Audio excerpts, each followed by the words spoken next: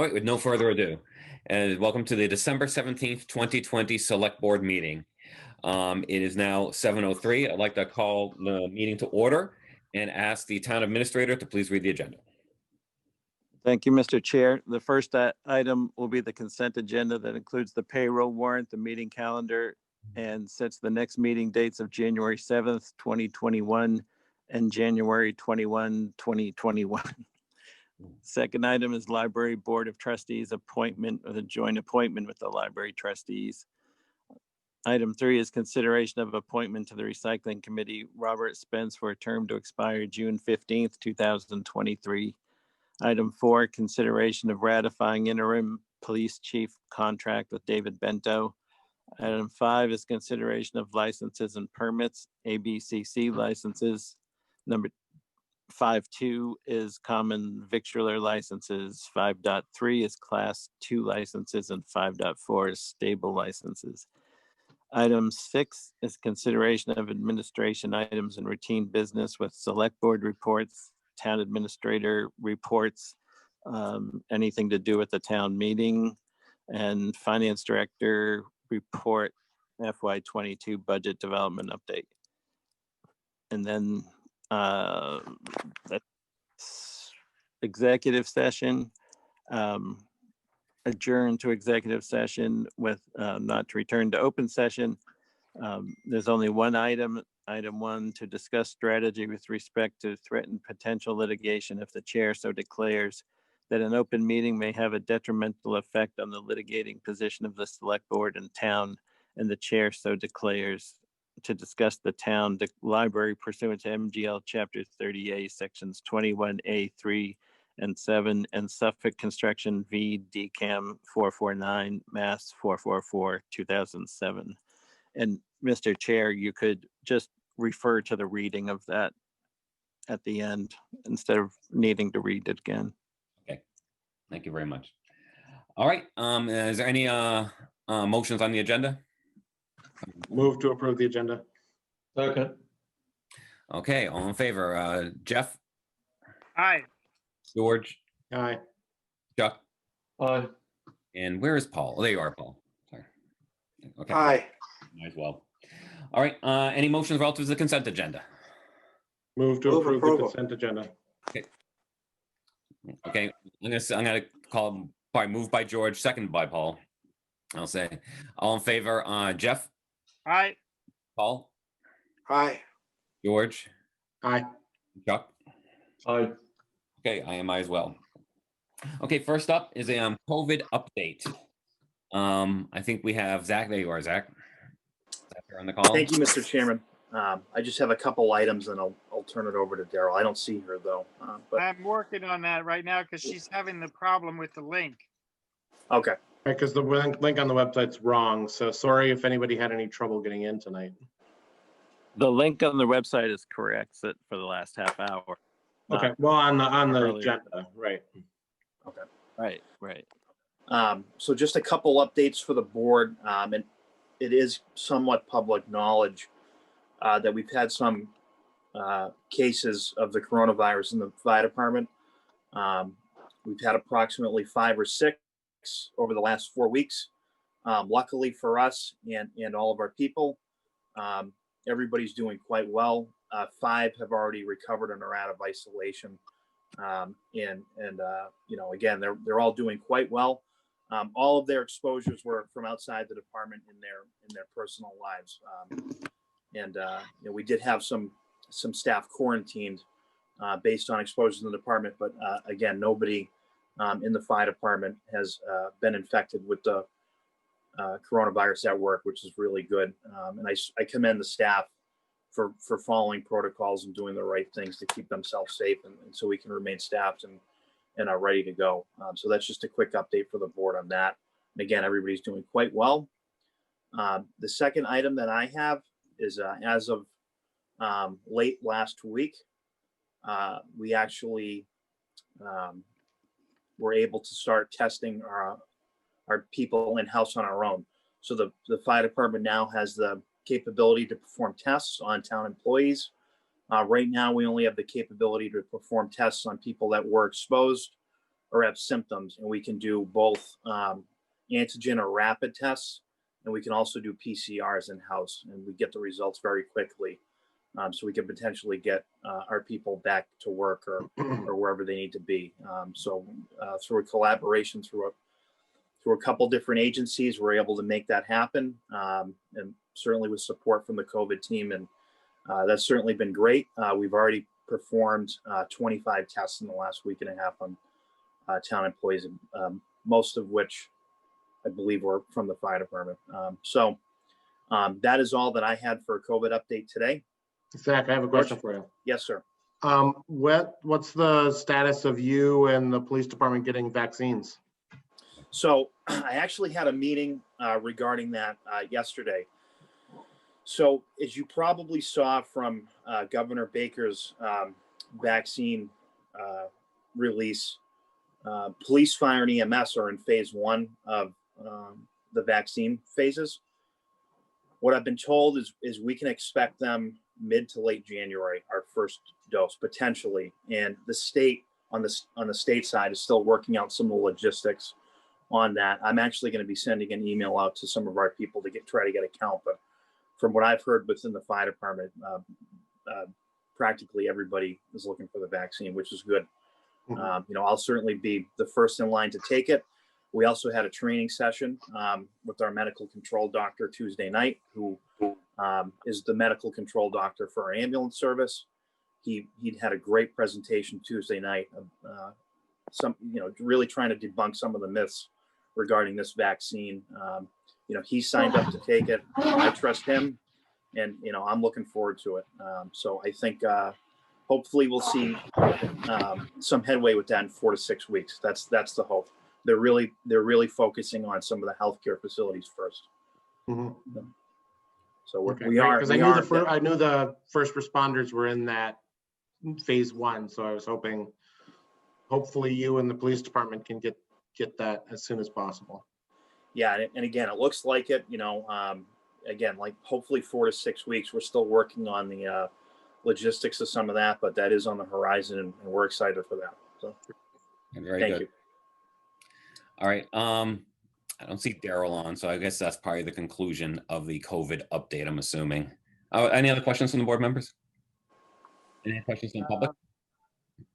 No, I don't have any other questions. I got to send her the link. She can't get in because she's got the bad link. You guys keep going. I mean, do you want to have her talk? Yeah, if she gets in late, we can come back to that item if she has anything to add. Okay. Yep. All right. So no further ado, I'll go on to next agenda item. Library Board of Trustees appointment. So we're asked to make a joint appointment with the Select Board and Library Board of Trustees to replace a resigned member from the Library Trustees. I guess I'll hand this over to Brian.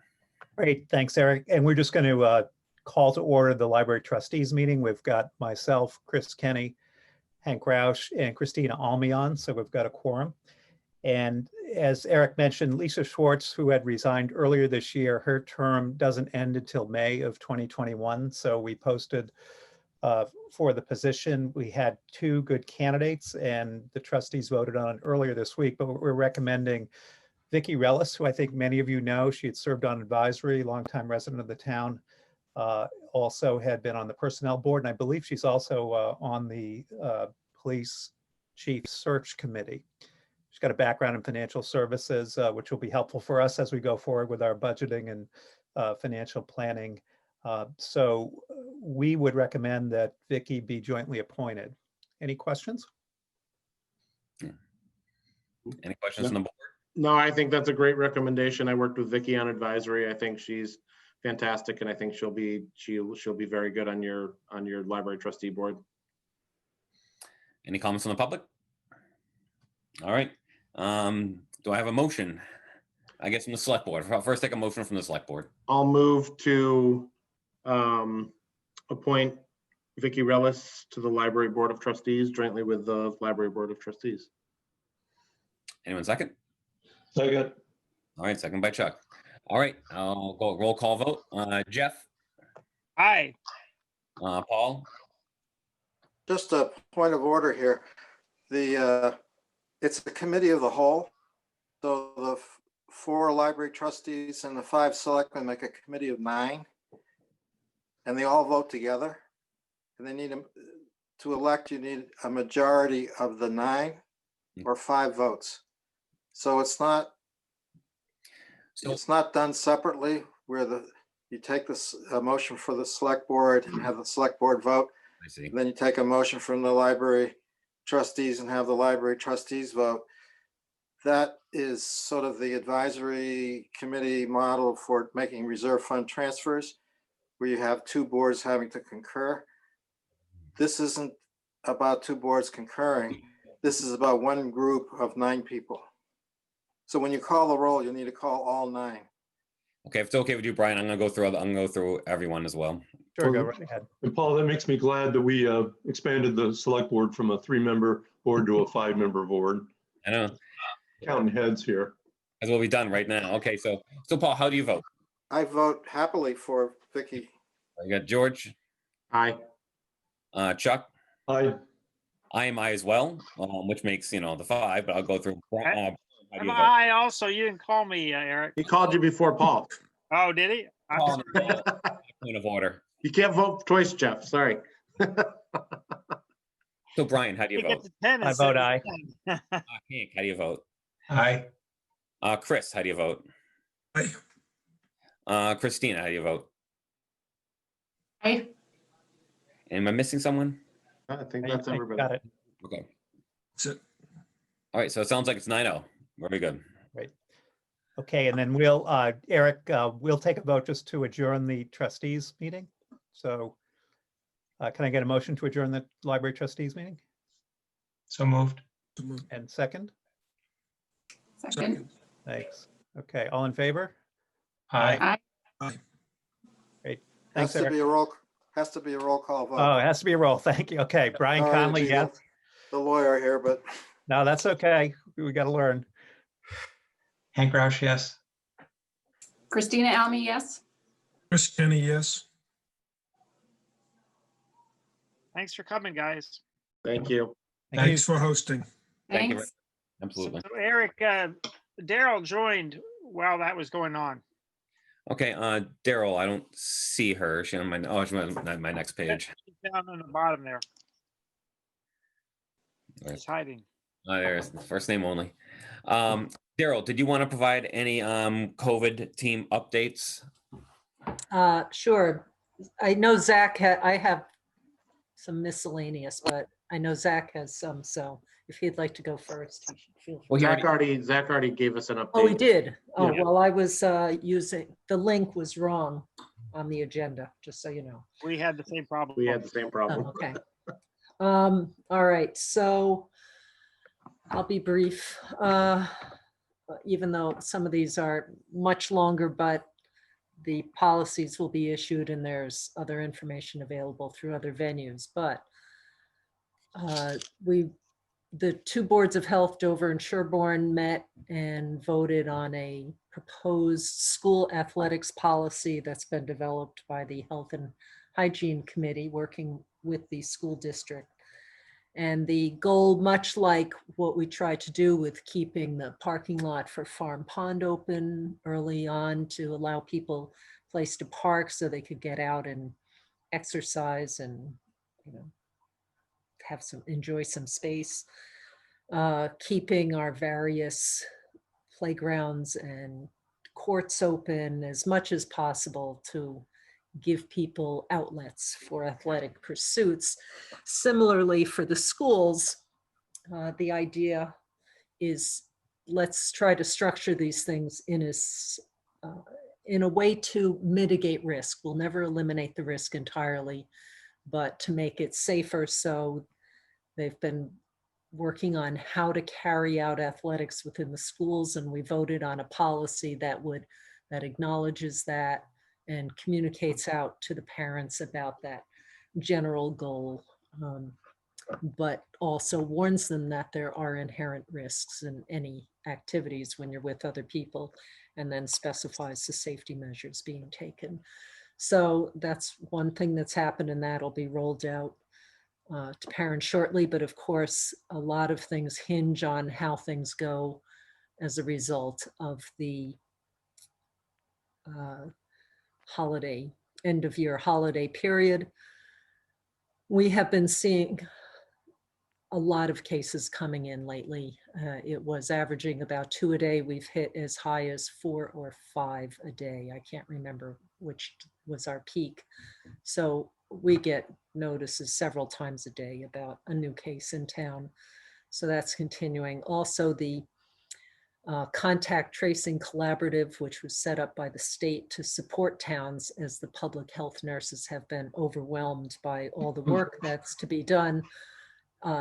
There are now policies where they're overwhelmed also. And so they've had to prioritize what cases they're able to reach out to do the contact tracing. So if there are any residents who have received a positive test result and they have not been contacted by a public health nurse or the contact tracing collaborative, and they have questions, please just let the Board of Health know and we can direct you to resources for information to help you. We are not a substitute for the public health nurses because they are dealing with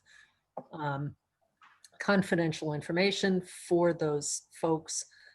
And also we're not the primary care physicians, but we can certainly provide information that will help people know how to manage isolation and quarantining and other matters and timing of tests and the like, and where to get tested. So it's been a little rough lately. Daryl, can I ask you a question? Sure. Just out of curiosity, like my daughter had to be tested because she was a close contact at somebody at school. And do you guys automatically get the results? Like she got her test she got a negative test from her pediatrician's office. How does the town know that you had a negative test in town? All the results go into Maven, and I don't look at that, but the public health nurses look at that, and our 2 Board of Health staff people are trained and authorized to use that system. So they see the cases as they come in. I see. So you get the results from the doctor's offices report those. The So doctors it's not like up to the report citizens reporting them to the Board of Health. Right. Occasionally, someone will call the Board of Health and say, yes, I have a positive test. Do I need to do anything with you? But otherwise, everything is handled through the state. Okay. And then the labs and the doctor's offices send the information up to the state, and then we access it from there. Okay. But Board of Health members do not. I do not see that data at all. You know, I just wanted to make sure things were being reported to the town. I assumed they were, but I just wanted to ask that question. There are, although testing has improved in turnaround times, some tests people are getting back in just under 24 hours, and others are still taking 8-9 days. So there's a wide range, which makes it hard to be effective at controlling things. If I know. No. Well, with my daughter's case, she was a close contact. We found out a week later that she had been a close contact, got her tested, and then we got the test results like 4 days later. So she was in quarantine for those days, but it was, a week later. Yes, nothing's easy at the moment.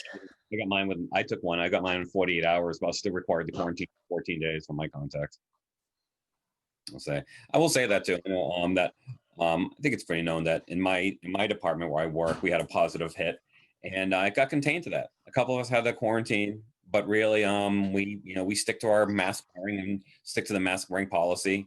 Outside of the your individual offices and stuff like that. And and I was in contact with the guy, but like I said, wearing the masks, it never made it past the 1 positive hit. So. Well, Right, that's what I'm hoping with the school too. I think, my daughter was a close contact based on a seating chart, and she got a negative test, and I'm hoping it's because of the policies at the school are preventing, the community spread at the schools, it seems. Right, which is why we were interested in that kind of protection from the start. Again, we don't know for sure, but honestly, there is no better thing. And testing is great for helping to control further spread, but it's not going to protect you if you weren't wearing a mask before, and now you're relying on a test to tell you that you've got it. Too late Mhm. at that point for the individual. Can help stop the spread, but too late for the individual. So, All right. okay, that's it. Thanks. Thank you very much, Daryl. Any other questions from the board or from the public? Okay, very good. Thanks again, Daryl. Okay. Thanks, Have a good Daryl. evening. And that, I believe, on agenda item, which I says 3, I think it's 4, consideration of appointment to the recycling committee. That's Robert Spence. Who's speaking on this? Is this us? I move approval. Yeah, I know, Second. Bob. seems straightforward to me. All right, we have a motion and a second to approve Robert Spence and the recycling committee. Excuse me. Call him as I see him. Jeff, how do you vote? All right. Paul, Aye. George, Aye. Chuck, Aye. I am I as well. Congratulations. Next up, consideration of ratifying interim police chief contract with David Bento. I guess David Williams, are you speaking on this? Yeah, I can start it. Basically, the interim chief that was hired was being appointed by the board contingent on finalizing a contract. That negotiation for the contract was done in executive session, and you have to have an open meeting ratification of that contract. So it was voted and agreed upon in the executive session, and now in open session, you're basically just voting it again, just to ratify it in the public space. I'll make a motion to And it move. becomes I'll make a motion to ratify the interim police chief contract with David Bento. Second. All right, I wanna at least have a point of order with David. So Dave, how's it work? We don't have to sign the contract. We also have to have a motion authorizing you to sign the contract, or how does that work? you did an executive session. Executive session. We don't have to do it now. Okay. Okay. So it's just a vote to ratify. That's it. All right.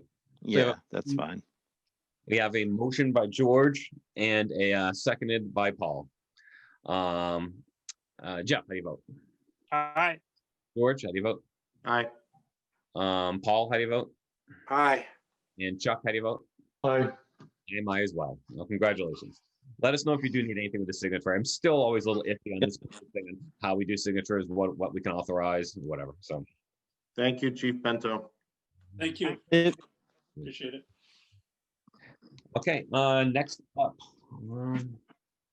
we have here consideration of licenses and permits. We have an ABCC license, Victor license, Class 2 license, and stable licenses. Is Jeannie here? Is she going to speak on this? Yes. I'm here.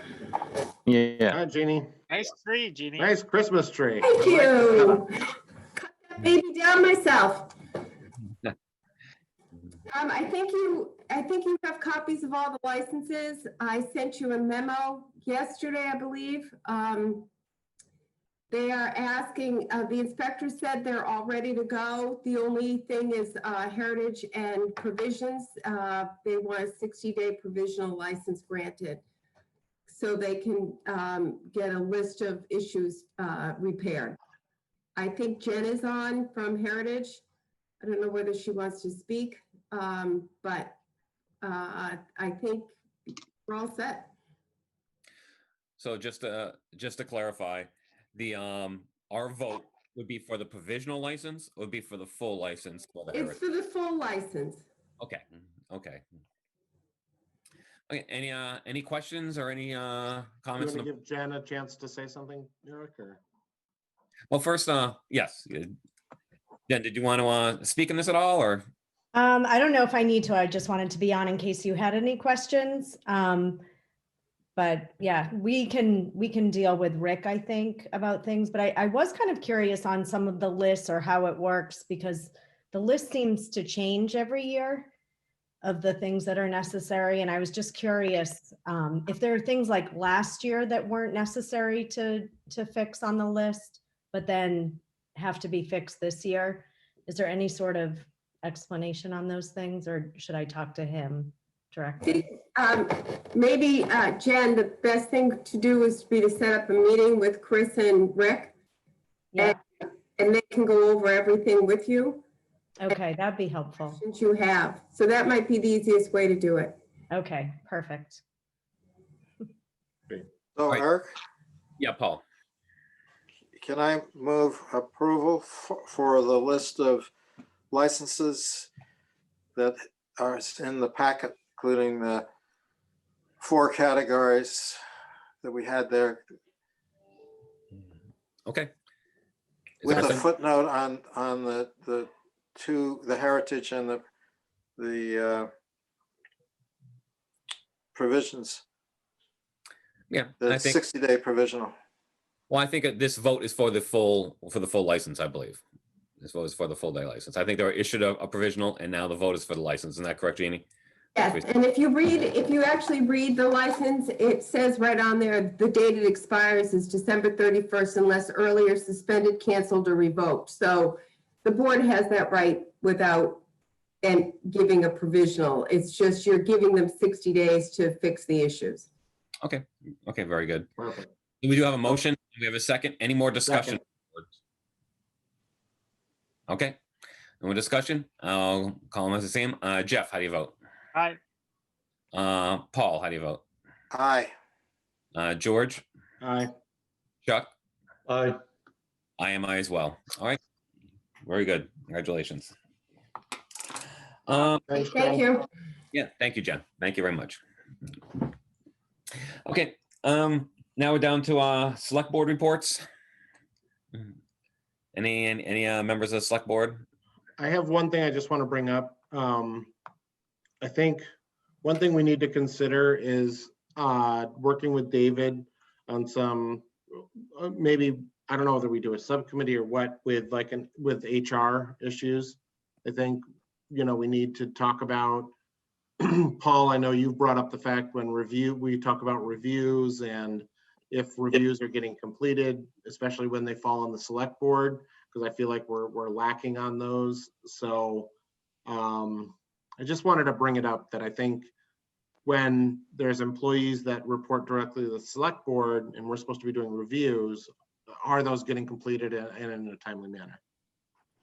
Good point. When you talk about a subcommittee, what is the role of the personnel board on details like this? I know sometimes we refer to personnel board, sometimes we don't, and I'm a little unclear of if anyone has a better idea of what their role is. Or I personnel guess board- here's the other alternative is, should we not be, if we're not going to be completing reviews, are they necessary to have in the contracts? That's the whole, Yeah. We have them in the contracts with people, then we should be completing the reviews, but we're not.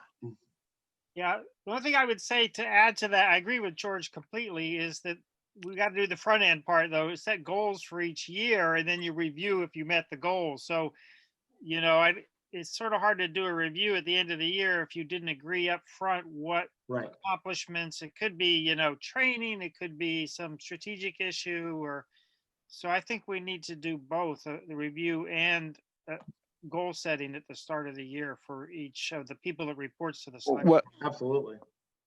One of the issues I have, though, but I believe by law, it must be done in open session, and that just it makes a less effective review. It just does. It's never done well. I've seen them done here. I've seen them done in in other communities. And it's a highly, highly ineffective way.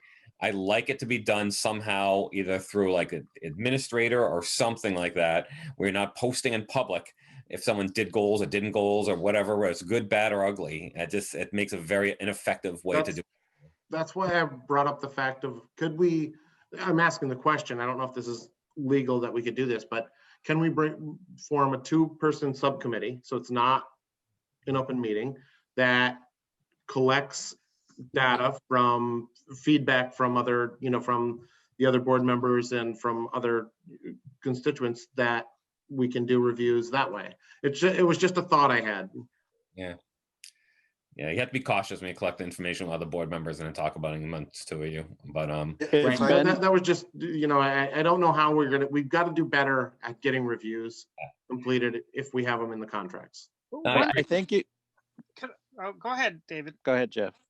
Well, one thing I like what the library does, they review the library trustees. The only person I think that reports to them, you can correct me, Brian, is Elizabeth. So what they do is they have a form that they use to do the reviews, and everyone fills out the review form on Elizabeth, but they do it anonymously, so you don't know which person's review is which.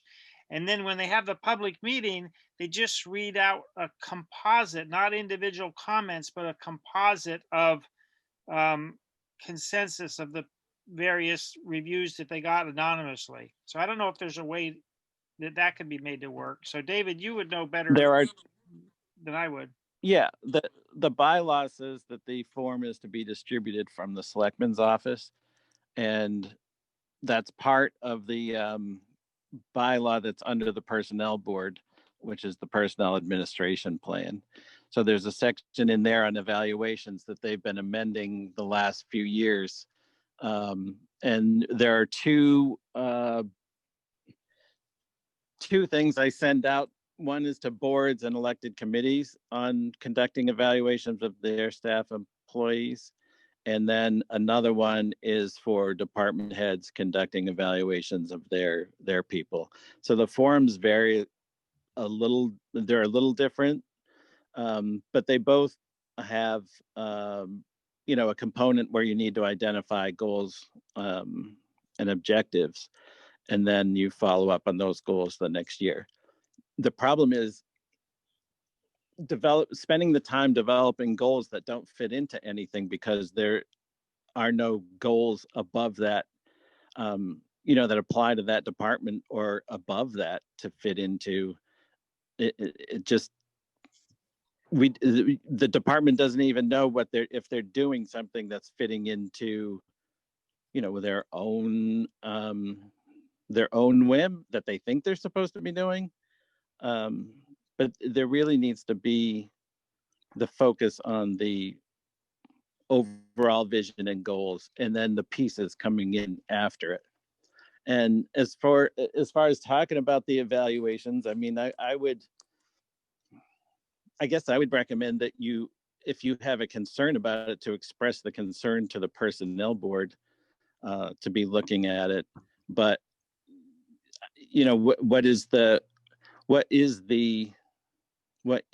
issue that is trying to be addressed? Just a check marking off a box that they've been done, because the bylaw doesn't even say, we just added in the past year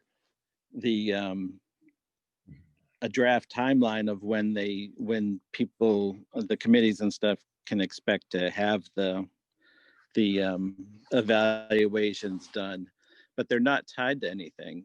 So you're already into your budget, into your new fiscal year, by the time they're completed, and they're not tied to salaries one way or the other. And honestly,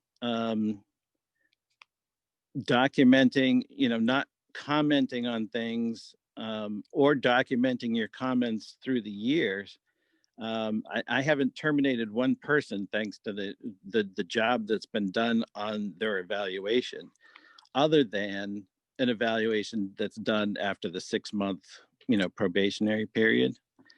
But beyond that, it's the goal setting piece that's important, not the evaluation part of it. The other piece in the bylaw that gets ignored is the performance improvement plan. So when you, at any time, something can be identified as an employee and documented, and a performance improvement plan put in place that they need to correct whatever that issue is within 30 days or 60 days. Normally, when we see something wrong and we bring it to the attention of a department head, it doesn't continue, but if it did continue, we would go into the performance improvement plan, not take care of it or wait to do an evaluation at the end of the year. Because it's just, the evaluations are not as effective as going on the record with what the deficiency is and giving them a specific time frame to achieve certain goals. And if they don't achieve those goals in that time frame, then they could be terminated at that point if it's not improved. It just has a lot more teeth. Some see it as more negative, but it's certainly a more effective process and less time consuming and less confusing for boards and committees to be going through this evaluation process, which is every year we've been coaching each Concom, assessor's office, Board of Health. There all seems to be some sort of issue that comes up.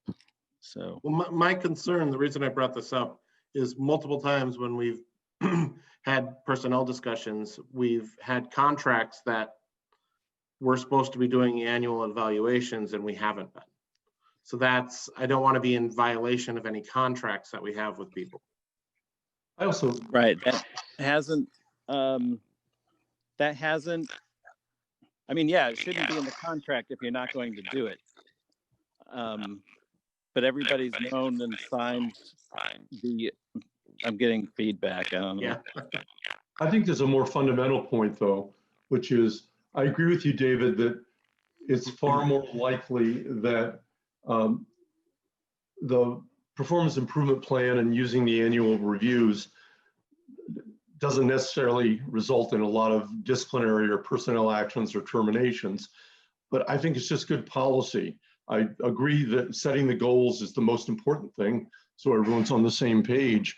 But if I, as an employee, don't understand that my performance is going to get evaluated, if that's not part of the process, I think that's a real mistake. And I, as a supervisor, I think it's my responsibility to make sure that the people that I'm supervising know what's expected of them and know that they're going to get reviewed. I think it's happy to I can see that. I'm happy to get the input from the personnel board, but I just think fundamentally it's a bad policy not to have performance reviews with goal setting. And obviously, if it's in the contract, we've got to do it. But I think there are good personnel and personnel management reasons for doing it. Yeah, I see that, Chuck. And they're not the contracts isn't anything new. They've never been those evaluations from the contracts have never been done routinely. They're pretty sporadically done. What I do with the department heads at the top is I ask them to complete it as a self-evaluation in the same form that I would be using to evaluate them on.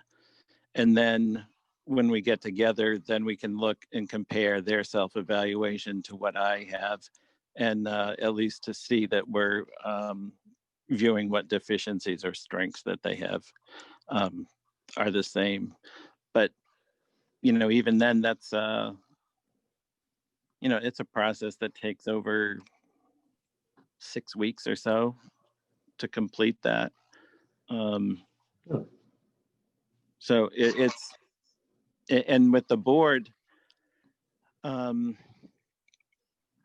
usually send out an email seeking input. I've only received a few comments in 9 years.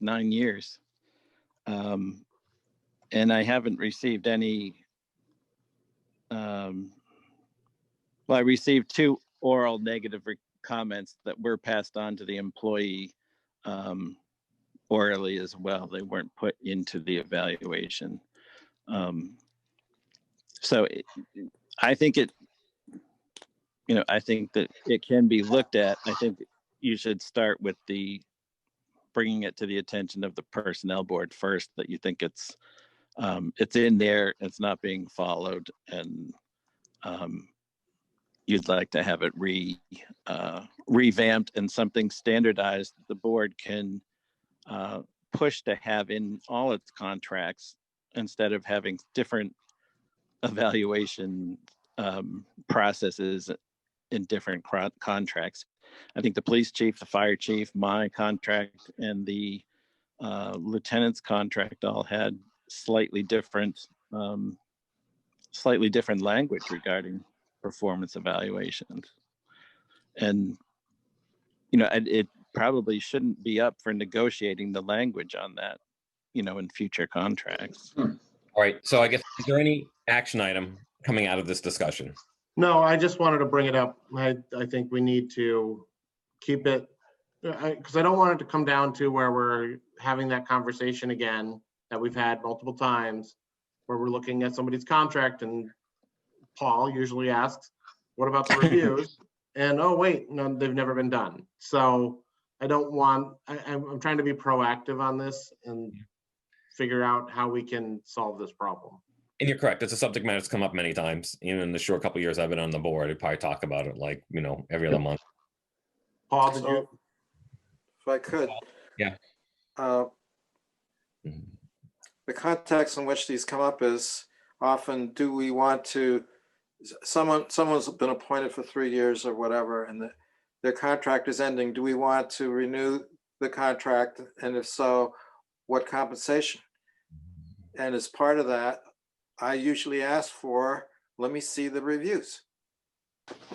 And each time I'm told, well, they're not available, they haven't been done. So then there's no yardstick by which to measure. This is just blind. How do we determine whether someone is truly excellent and should get a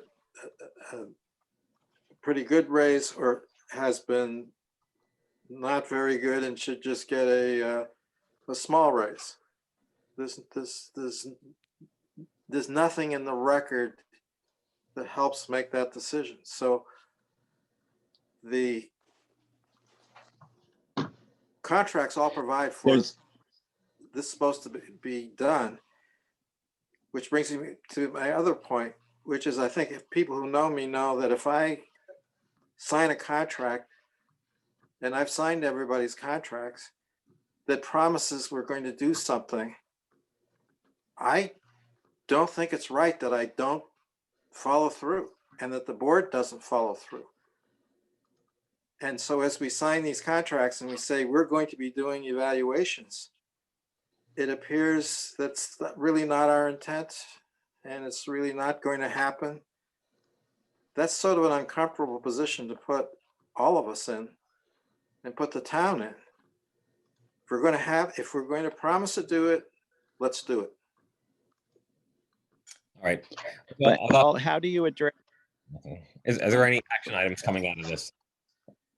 I don't think you, just as a point of order, I don't think you can have an action item on a select person's report. You have to move it to an agenda item, give notice. I mean, there may be employees who want to be heard on this. They have a right to have it on the agenda so they know what the subject matter is and so they can participate. Good point.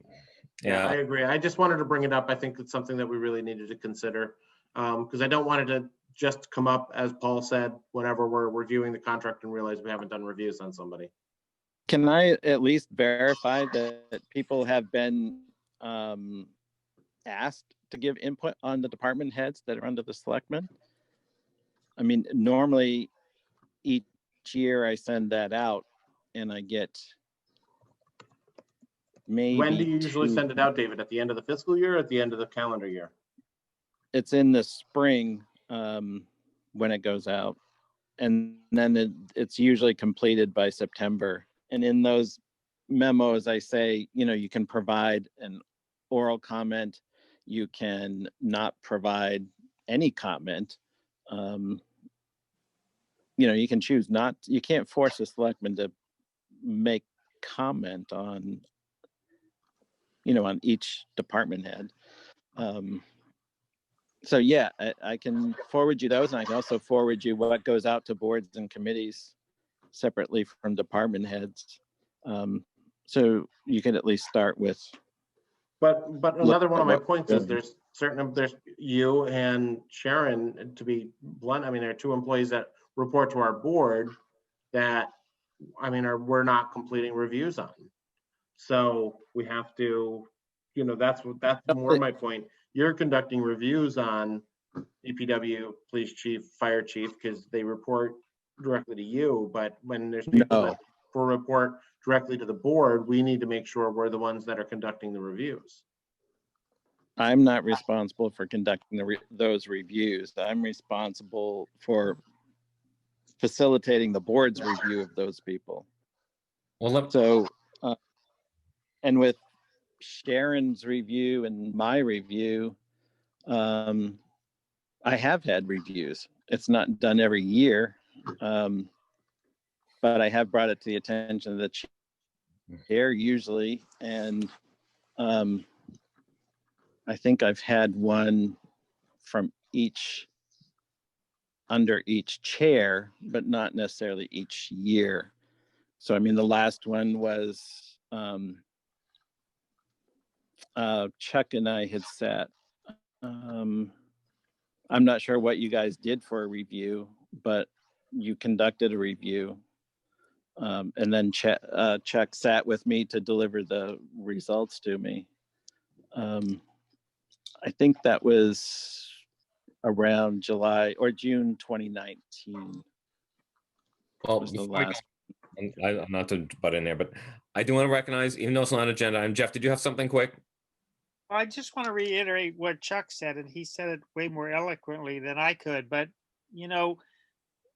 I agree with everything that's been said, but we sort of have the tail wagging the dog. The review, to me, the goals are really what we want, because then you cause the objectives that you are trying to drive, you cause it to be communicated to the person rather than waiting to the end of the year to say you didn't do this, and they say, well, I wasn't aware that you had that as a high priority.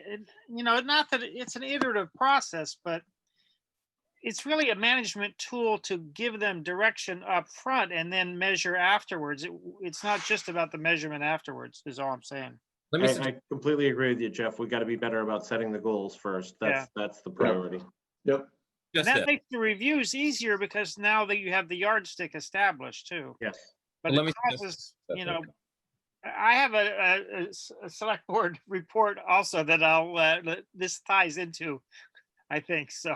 Before I recognize that, and I know Paul said we can't have any action items come out of this, but I think this is reasonable. And let me know, Paul, if I'm out of bounds with this. Do we want to get 2 members of the select board to meet with David offline to see a status? Who should be reporting to the select board? I mean, make the list. When was our last review? And then call an agenda item before the select board here on just a strict status of where we stand on performance reviews. Does that seem reasonable? That sounds fine. I just want to speak as a lawyer for a minute. Any subcommittee of the board is got to comply with the open meeting law. Whereas if you designate one member of the board to do a task, the open meeting law does not apply to that one member. And that one member, because it cuts sort of the chain of the open meeting law, can then convene other people to assist him, including other board members. But if you designate 2 members, essentially you're creating a subcommittee, then they got to post a meeting, then they got to keep minutes. And then the whole purpose of being able to have good conversation gets defeated. Okay. So I would suggest you designate one person to do that, with the understanding that one person, if he feels it's appropriate, can bring someone else with him. But that person is not, we're designating one person to come back and report to us. Yep. And make an agenda item appropriately and so on like that. Does anyone want to volunteer? I brought it up, so I'll do it. Okay. You're volunteered. Okay. I think that's reasonable. That's a good thing. Now, Jeff, you said you had a select board report? Yeah, it relates to this. I don't know if we've ever done this before, but I'm wondering, should we set goals for the year for the select board? Things that we have to accomplish this year. I think what I propose is that I could draft a list and it could be an agenda item in the next meeting. But I think we should, have a list of all the things that we know what they are, I think, and we're working on them, but sometimes it feels like we're a little bit reactionary to whatever happens to be on the agenda as opposed to thinking a little bit longer term. A tiny example is the senior center. We haven't talked about that in several months. So I just think we should set goals for ourselves also.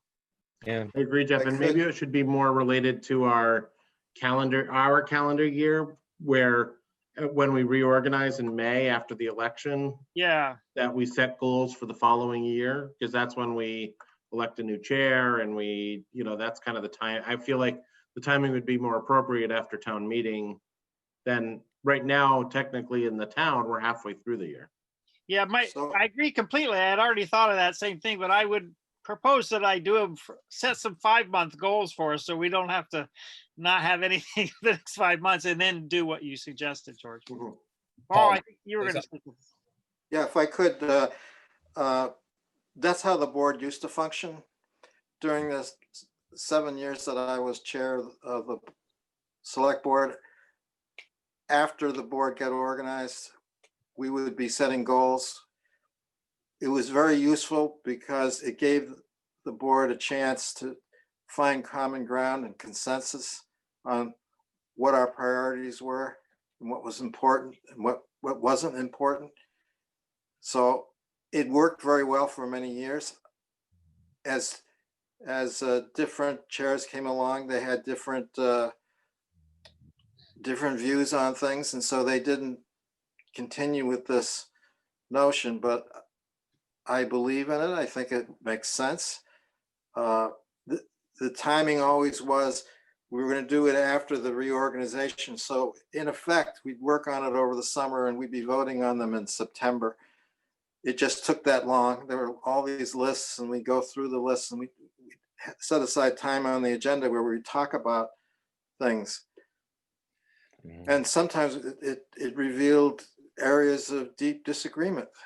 Some people felt something needed to be accomplished and other people felt that that wasn't in the best interest of the town. So it was able to flush out those things and find out where the board had consensus on items that needing to be done.